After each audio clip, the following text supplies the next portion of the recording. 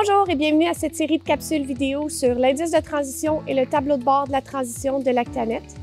L'objectif de la série de capsules est de vous guider pour bien utiliser ces outils qui vous permettent d'évaluer de façon objective le succès de la transition chez vous à la ferme.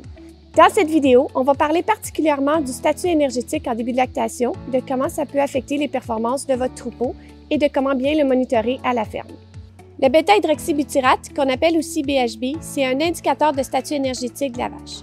Donc, en gros, on peut utiliser le BHB, soit dans le lait ou dans le sang, pour nous permettre d'évaluer comment les vaches sont en train de maigrir, puis comment elles gèrent cette mobilisation de réserve-là. Donc, un BHB qui serait un peu plus élevé en début de lactation, c'est normal. On s'attend à ce que les vaches utilisent un peu plus leur réserve corporelle en début de lactation. Par contre, ça devient anormal d'avoir des niveaux de BHB qui deviennent extrêmement élevés, puis c'est là qu'on va voir des impacts négatifs sur la santé ou les performances des vaches. À l'aide de la base de données de Lactanet puis d'environ 5000 troupeaux Holstein canadiens, on a évalué que la prévalence de vaches qui ont le BHB du lait élevé en début de lactation est d'environ 13 %. Par contre, on sait que le contrôle laitier est plutôt aux 30 à 40 jours habituellement, donc c'est certain qu'on échappe des vaches entre deux contrôles laitiers.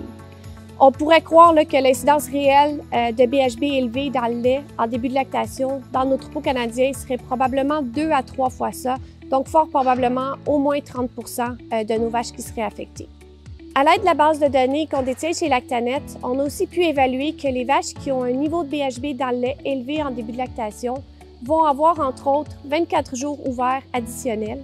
Elles vont produire 2,4 kg de lait de moins au jour du test.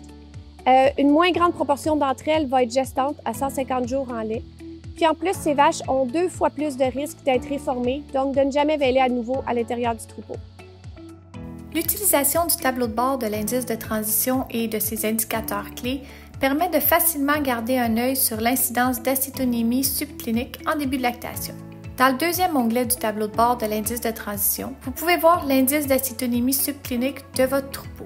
Les tableaux de droite aideront à identifier les animaux touchés pour avoir plus de détails et vous pouvez simplement cliquer sur la date de test pour voir les animaux qui sont positifs lors de ce contrôle laitier spécifique.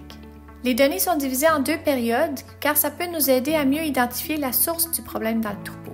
Les vaches qui sont positives entre 5 et 21 jours en lait commencent habituellement à mobiliser des réserves avant même le vêlage. Donc dans ce cas-là, quand on a beaucoup de vaches positives dans cette période, c'est important de vérifier tout ce qui se passe avant le vêlage. La régie, l'alimentation, le stress des changements de place, l'état de chair qui serait trop élevé ou trop faible. Mais on va focuser spécifiquement sur tout ce qui se passe pendant la période de tarissement. Quand les vaches sont positives plus dans la période de 22 à 45 jours en lait, c'est habituellement des animaux qui ont un apport insuffisant en début de lactation. Puis donc, dans ces cas-là, on va vérifier tout ce qui s'est passé après le vêlage. Donc, on va regarder par exemple la compétition à la mangeoire, le confort, la quantité et la qualité des aliments servis, les rations bien balancées. C'est des facteurs qui peuvent nous aider à réduire la prévalence d'acétonémie dans cette période. Restez à l'écoute pour les prochaines capsules vidéo où vous verrez d'autres facteurs qui sont importants à considérer pour maximiser le succès de la transition chez vous à la ferme.